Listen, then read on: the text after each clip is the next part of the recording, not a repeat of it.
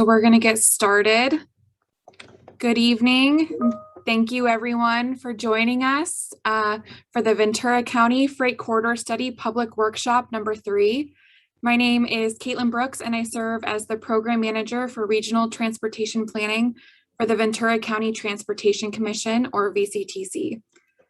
VCTC is the countywide regional transportation planning agency responsible for transportation planning, programming for local, state, and federal transportation funds, managing and providing transportation programs and services, and setting transportation priorities here in Ventura County, California.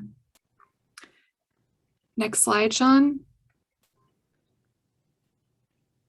Thank you.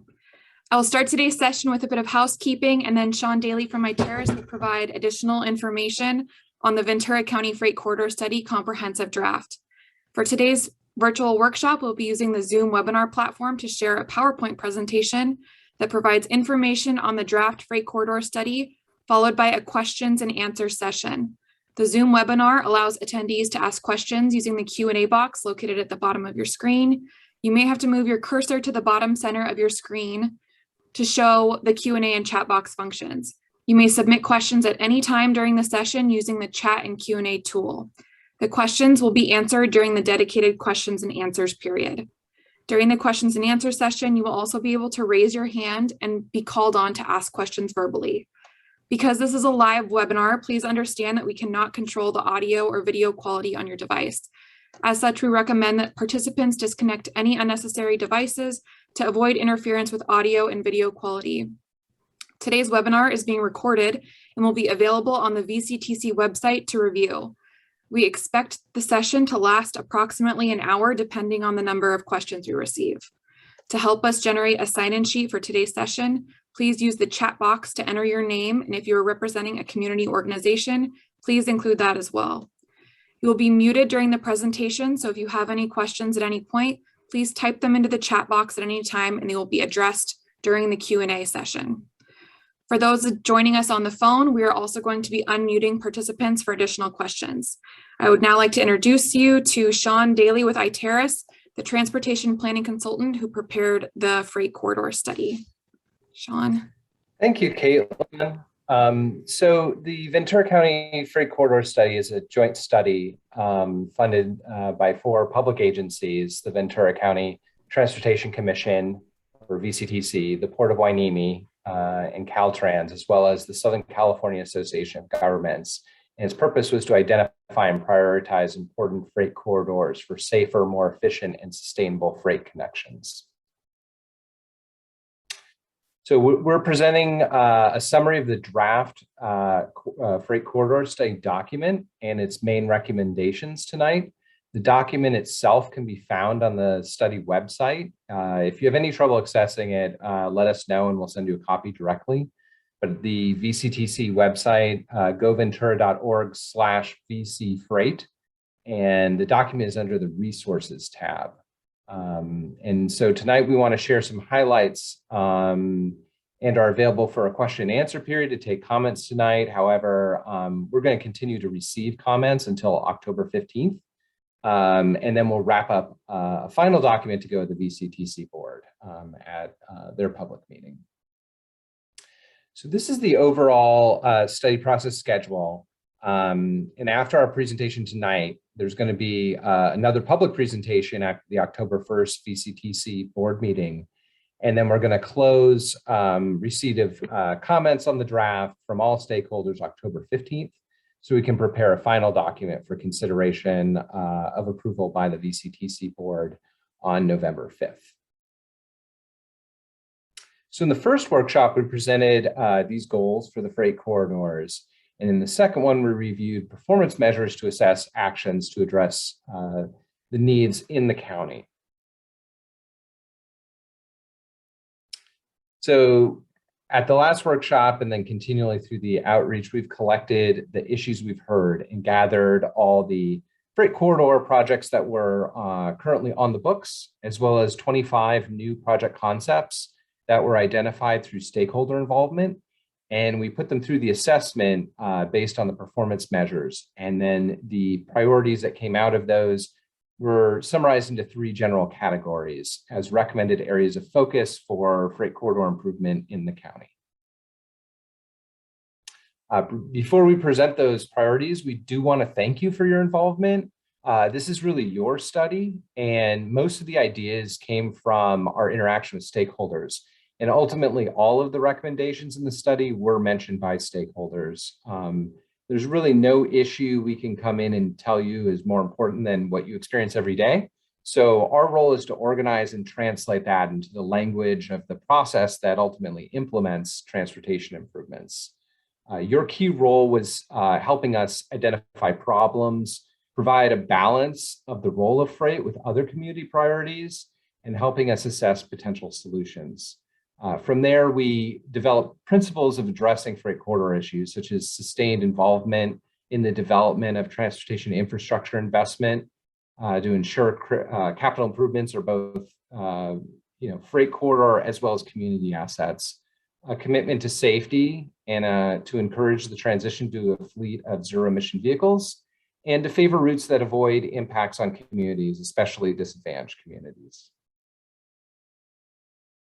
So there's some key findings of the study that supported the recommendations that you'll see in the study document, and we wanted to highlight them for you. There's 4 that we're going to highlight tonight.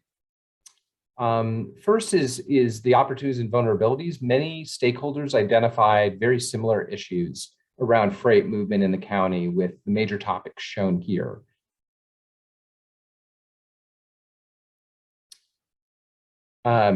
Trucks operate to take bulk amounts of goods from one place to another in response to a demand. And different types of land use produce and attract trucks. The Southern California Association of Governments has a travel demand model that estimates truck trip generation by land use type. And the graphic on the left summarizes major trip generating land uses, and the table on the right shows the daily estimated truck trips generated by cities and unincorporated areas. And this shows a fairly distributed set of origins and destinations for trucks. And each of these trips takes a route that results in sort of a cumulative volume of vehicles that we see on the roadway each day. In order to show those routes taken by trucks, the study was able to supplement previous truck counts to get a more complete picture of major travel routes. US 101 has the highest truck volumes in the county, but State Route 118 and State Route 126 carry very comparable levels of truck travel.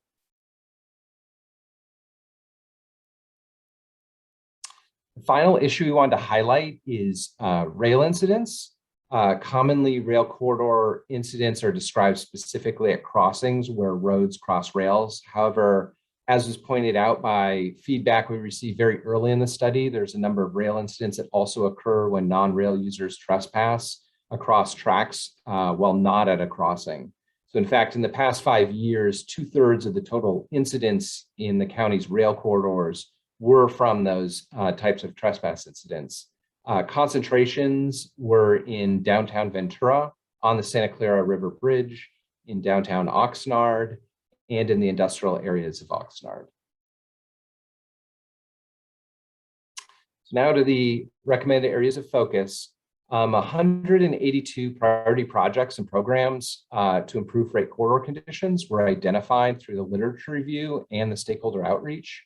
These were assessed using the study's performance measures, and the projects that rated highest for meeting the study's goals using the performance measures were recommended as areas of focus over the next 5 to 10 years. And they were organized into these 3 general categories: strengthen existing freight corridors, strengthen the port intermodal corridor, and improve truck supportive infrastructure. The recommended set of specific improvements is distributed around the county to address goods movement while improving mobility for all modes and reducing community impacts on freight corridors. Sorry, reducing freight impacts on community in the communities through which they travel. The first recommended area of focus is the improvement of existing freight corridors. This first set is for the freeway system, beginning with an enhanced truck route identification through signage at decision points to direct truck trips to and through the freeway system. The picture on the top right is at the westbound State Route 118 sign that's east of Moore Park, and it provides signage about the routes, but it doesn't take into account the travel time along preferred routes, as in the example of a changeable message sign below that. Recommendation B, State Route 126 westbound, US 101 southbound direct connector. That was discussed in a previous workshop, as it would divert approximately 600 trucks per day from the arterial system to the freeway system. And then C is a State Route 126 improvements in Fillmore and Piru.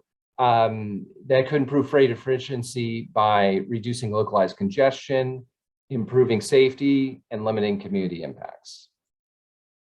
The next set of recommendations is for existing freight corridors, and this is generally off the freeway system.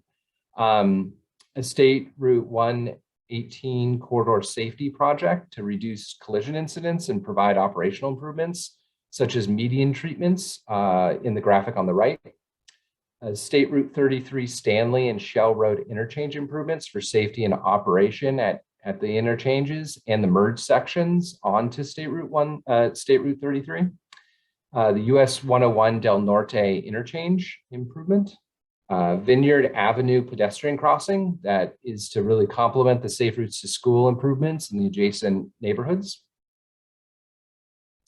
H is a community traffic calming program to reduce vehicle speeds, improve safety, and reduce noise impacts. I is a US 101 at Victoria interchange improvement to improve the freeway access and ramp conditions to reduce mainline congestion. J is rail corridor fencing to add more pedestrian and to add more rail crossings for pedestrians to reduce trespass incidents. And then K is integrate freight considerations in corridor feasibility studies, especially for upcoming county public works studies. The second recommended area of focus is to strengthen port access. The port access corridors not only serve the commercial port of Hueneme, but also the naval base and the core industrial areas of Oxnard. So L, the first one in this category, is to improve Rice Avenue and finalize its designation as State Route 1 for state highway continuity. M is Hueneme Road access, not only to improve port access, but also to improve coastal access for communities. On the right is the Perkins Road crossing of Hueneme Road. N, the Ventura County Railroad has an opportunity to be a leader in the transition from diesel to zero emissions short line rail operations. And O, to support the Port of Hueneme's several strategies to strengthen freight corridors and their environmental framework, and to continue the coordination with agency and community partners. The third recommended area of focus is to improve truck supportive infrastructure. P is to provide public truck parking to reduce community impacts resulting from a lack of truck parking in the county. Q, commercial vehicle enforcement facility upgrades to improve protection and preservation of pavement, enforcement operations, and freight data for planning. And R, the final one, transition to zero emission vehicles, and for all parties to take actions to support zero emission vehicle and infrastructure needs as the goods moving fleet and actually the passenger fleet as well transitions. So in terms of implementation, the freight corridor study in and of itself is not a funding allocation program, but rather an organizing document to focus on priorities of partner implementing agencies in Ventura County. There are many steps to the path towards implementation and different paths for different types of projects. An example process from the Federal Highway Administration is on the right of a project development process. The most important components are really the identification of the project champion to shepherd a project through that process, and of course, the allocation of funding. Regardless of the funding or development process, the transportation system improvement requires cooperation among agencies, significant public involvement, and balancing transportation with broader community goals. The freight corridor study helps in this process by providing early consensus on priorities, focusing project development efforts, and providing momentum to projects that meet countywide goals. So to recap the next steps of the study, October 1st at the next VCTC board meeting, there'll be a presentation of the draft study. And then the deadline for all public comments on the draft is October 15th. And then on November 5th, we're scheduled to present the study to the Ventura County Transportation Commission for consideration.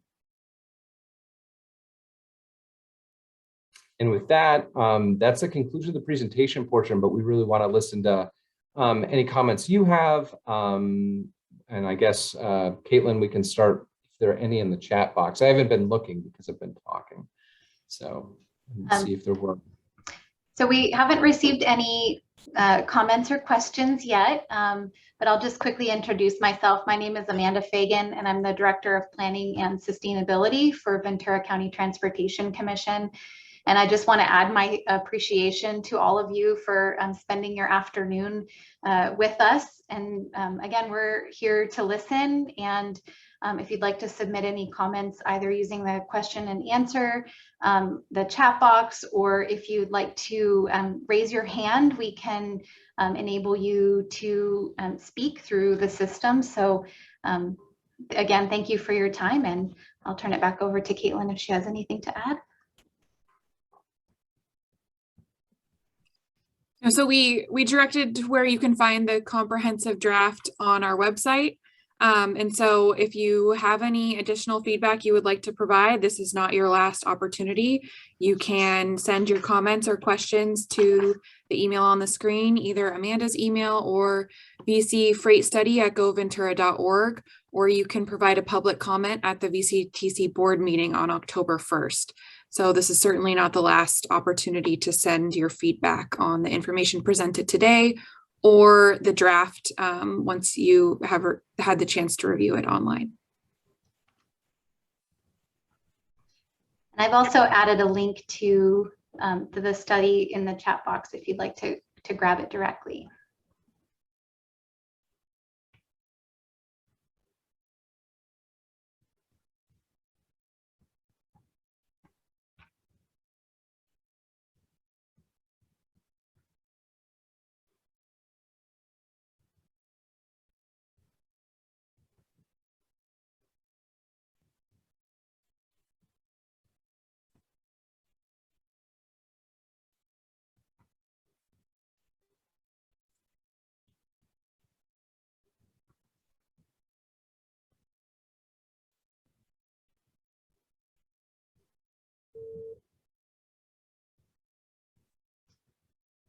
So we'll just give folks another minute if you'd like to type any questions in the Q&A box, or again, if you'd like to raise a hand using the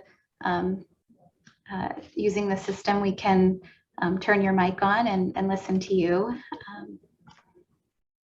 So we'll just wait patiently here for any questions that you might have or comments that you'd like to share.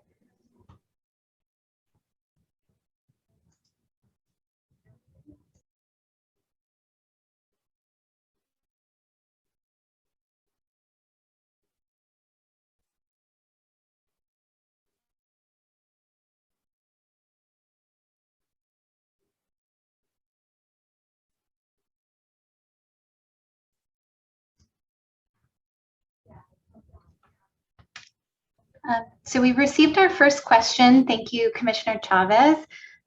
Does this study trigger an update in road signs? Either Caitlin or Sean, if you'd like to take that.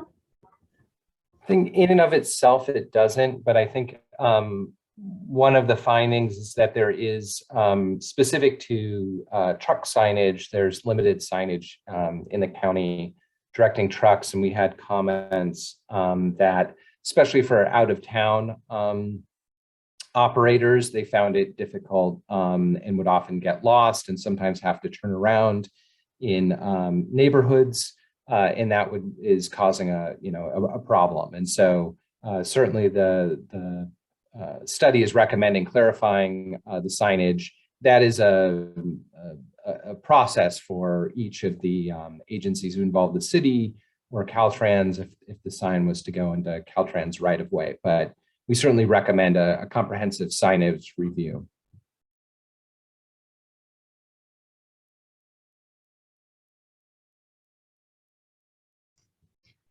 Thank you, Sean.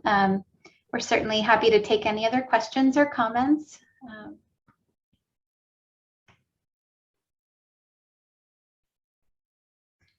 I've also placed the study email address in the chat box, so you'll have easy access to that as well.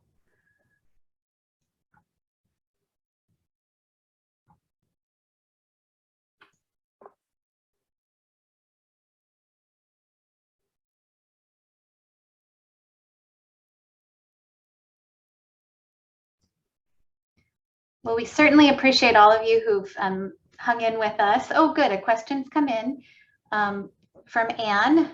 She'd like to know whether there are any particular corridors where truck traffic is excluded. There are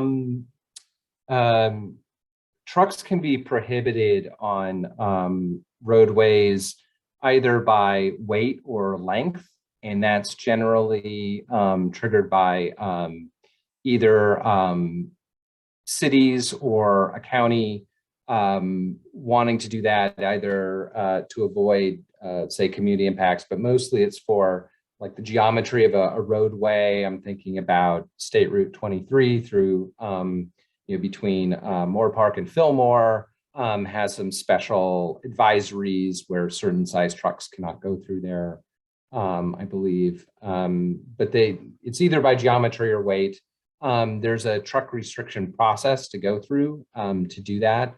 However, you can't fully prohibit trucks from a roadway if that's where they're going to make a final delivery. So if you think of moving trucks going into a neighborhood, generally they wouldn't be allowed to drive through the neighborhood, but if they were going to, drop off their load, then that would be allowed. So I think it's about 5 of the communities in Ventura County explicitly have truck prohibitions on some of their roadways. And in the study, we do have a map and we discuss those truck prohibition locations. Thank you, Sean. And the next question is, will the PowerPoint presentation be available under the resources tab of the BC Freight Corridor Study website? And we can make the slides available on the website tomorrow. So the answer is yes. And then we also had another question from Louise. Several of the suggested improvements and projects include Caltrans responsibility. Getting Caltrans funding and work commitments has sometimes been a challenge in the past. Do you have any feedback or information on Caltrans' commitment to implementing these improvements?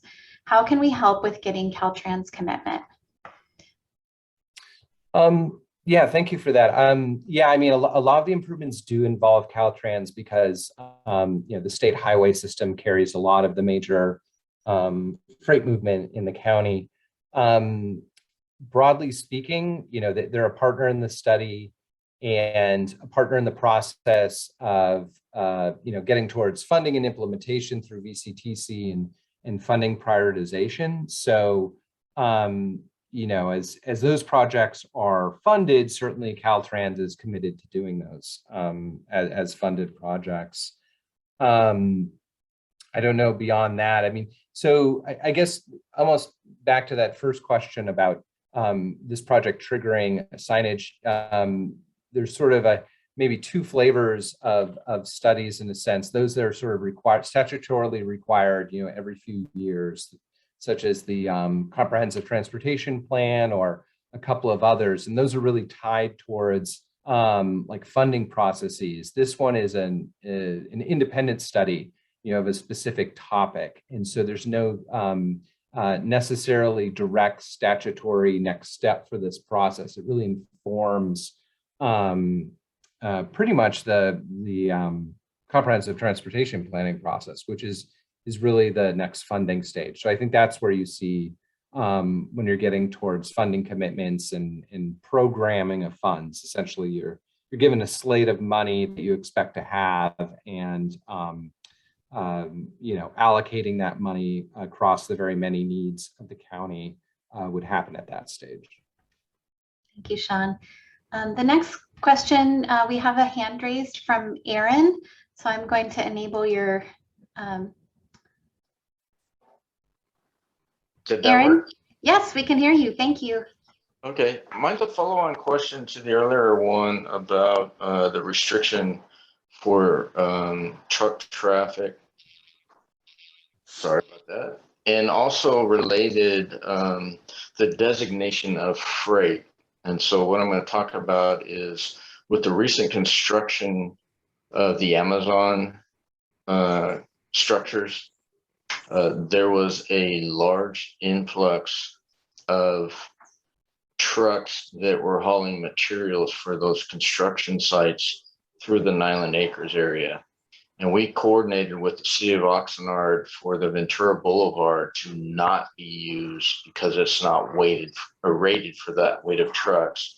They put signage out. We had regular calls to the police department for enforcement of those issues. But in general, how do we enforce those issues when the drivers decide that they're going to disregard your signage and they're going to drive wherever they want? Thank you for that excellent question. I know we had quite a bit of discussion with residents of the Nyland Acres community and did spend some extra time working on that. Sean, would you like to answer that question? Yeah, I mean, yes, I mean, enforcement is always a challenge. Ultimately, public roadways are designed to handle generally large trucks, although, the turning radii, some of the more subtle components that are really important, sometimes cannot handle the larger trucks. Overall, those are not necessarily super well defined from someone who's entering in. Usually with construction projects, they're supposed to follow specific routing in a construction plan and a construction management traffic plan. And they're supposed to adhere to that. And we definitely understand there's an enforcement component of this. And I think that kind of falls under that community traffic calming. I think that came straight from the Nyland Acres community, not only for the construction trips, but also for trips going up Santa Clara, really that between US 101 and 118 being, that's a major connection, and it's a 2-lane, half residential, half agricultural roadway, which has a high speed limit and driveways from the community that open right onto it. And so, there's an enforcement component, there's a design component. Really, all of these things have to act together to overcome those challenges of these major truck generating and access issues. Thank you, Sean, and thank you again, Aaron. And related to that, with one of your, did I get muted? No, we can hear you. No. We're listening. Oh, okay. Related to that, one of your major projects there is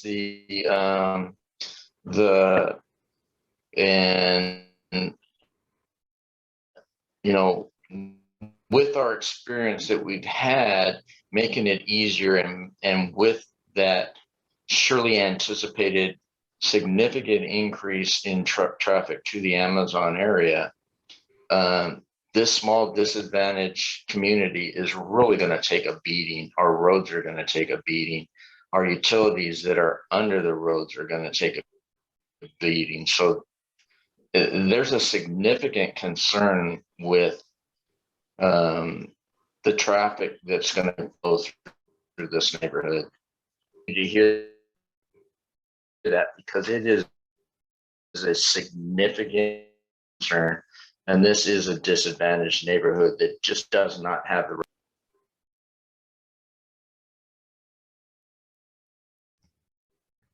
Aaron, I'm afraid your internet might be breaking up a little bit, but I heard you share with us that that there are a lot of concerns about impacts to the Nyland Acres community from the new Amazon facility and other development of Sakioka Farms. I don't, Sean or Caitlin, would you like to add anything about that? And I know we're certainly committed to staying engaged with the Nyland Acres community, and there are a number of strategies included in the freight corridor study that are related in and around that community. So we definitely appreciate your concerns and your comments today. I didn't mute you, but I can see that you are muted. So if you'd like to jump back in, I can, oh, there you are.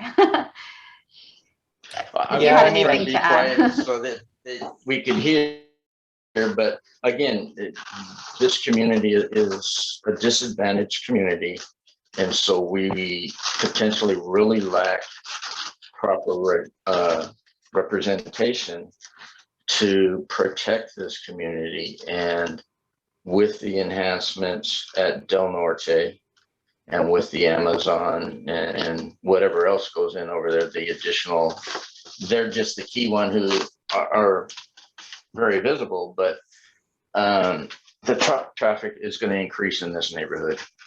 And we have utilities under the roadway or in the roadway, depending on your point of view, that are already beginning to suffer from the increased traffic. And so it is a significant issue to this community. And with that, I won't take up any more time.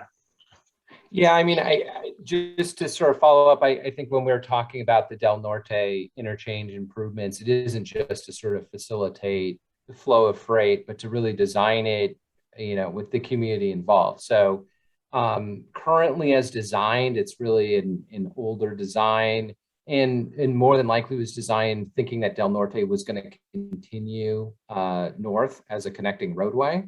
And, as it ends up, it's really just connecting to Ventura Boulevard, which takes people over to Santa Clara, Rice ultimately. But, in the review of improving that interchange, it could be that, that access is different, something like where you could just direct trucks south on Del Norte, there's all sorts of options. I think the most important thing is to have the community involved through that process so that those types of options are on the table.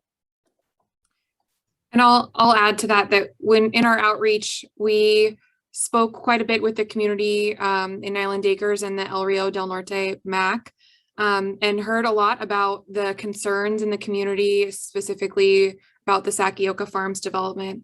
And although VCTC, we have a somewhat limited enforcement ability in preventing, trucks from taking those routes, a big part of why we conducted the study and why we were taking a look at freight movement is to sort of have the first step to allow to get the stakeholders together, work with our partner cities, let them know what we're hearing, so that we can move forward. They know what the community priorities are in regards for their concerns for freight movement. So I think including that as a recommended area of focus was a first step in order to address the concerns of Nyland Acres and the trucks going through that area.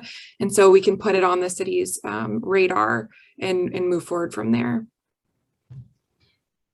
Thank you, Caitlin. And again, thank you, Aaron.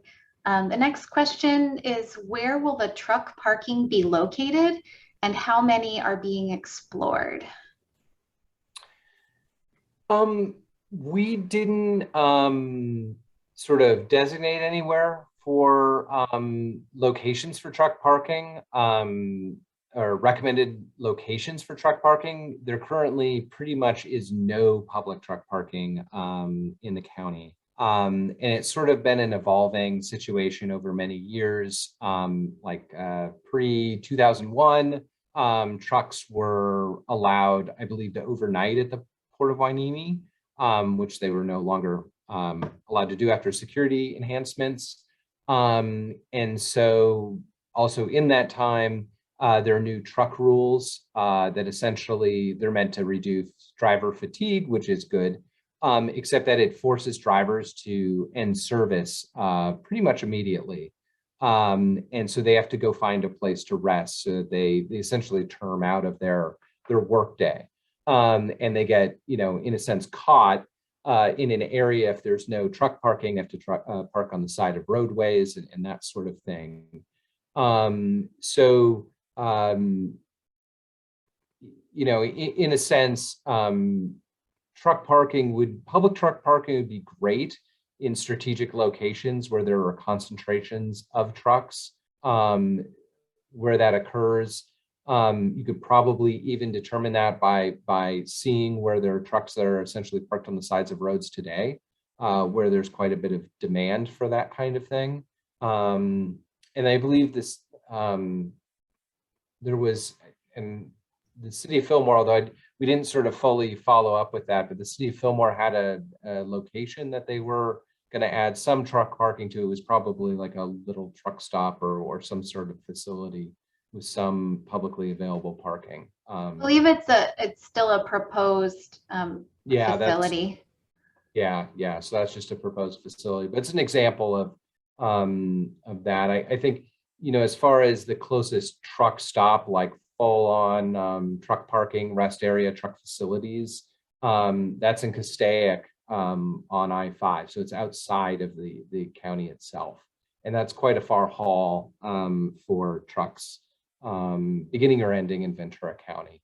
And then, you know, another aspect of that is having expanded parking for private facilities that are being visited by trucks as well. And I'll also add two things. One, the state of California is undertaking a statewide truck parking study. And so we do anticipate there will be additional data and direction that results from that study. And then also, you know, as truck parking evolves, we would want to look at how we can integrate zero emission fleet infrastructure, charging stations, with truck parking if possible, so that we can sort of meet both sets of needs. And we've had another question come in from Moira. The question is comment. My problem is the trains in Port Hueneme when I'm trying to get to work and they pull forwards, pull back, pull forwards, pull back, and can take 20+ minutes. So I think many of us have sat at those same trains in and around Port Hueneme and elsewhere. So that point is very well taken. Sean, would you like to say anything in response? Yeah, I mean, the California Public Utilities Commission, I think, regulates those crossings. I cannot remember off the top of my head if it's 10 or 15 minutes that they're maximum to block a crossing, but it is a challenge. It's essentially that interface between the road and the rail system causes challenges. The Rice Avenue grade separation is pretty soon about to be underway. That's a big project. Grade separating is ultimately how to separate those conflicts, but it's just not cost effective to do at all locations. And so, I guess I don't have a simple solution to that, but if you want to follow up with the Public Utilities Commission, they're the ones who regulate the opening of crossings. And we'll certainly capture that concern in the feedback on the study. Thank you. Yeah, I don't think we explicitly talked about that. We sort of obliquely talked about it, so we will integrate that in.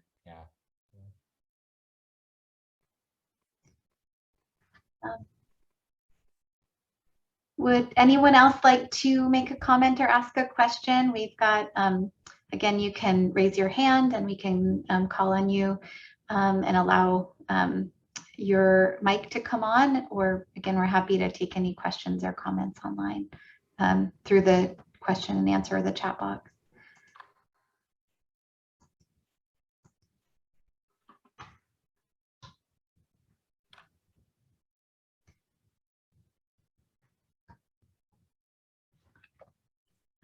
We just had one comment. Thank you for your work on this study and holding this public workshop from Commissioner Chavez. So thank you for that. We appreciate it. And again, any questions, any comments that you'd like to submit? Again, the deadline for public comments on the study is October 15th. If you'd like to hear more, our commission meeting, we will present the study again on October 1st. And again, thank you all for your time and your feedback on the study throughout the process. We really do appreciate it. And it's nice to see folks to stay continually engaged throughout the study. So again, thank you for being here this evening. And I'll just give it 30 more seconds. And if we don't have any additional questions or comments, we'll say goodnight for the evening.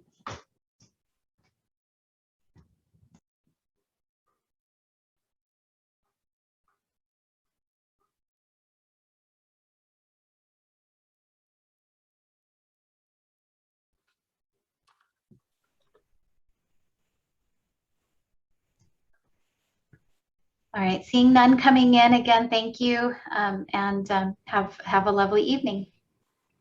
Bye. Thank you.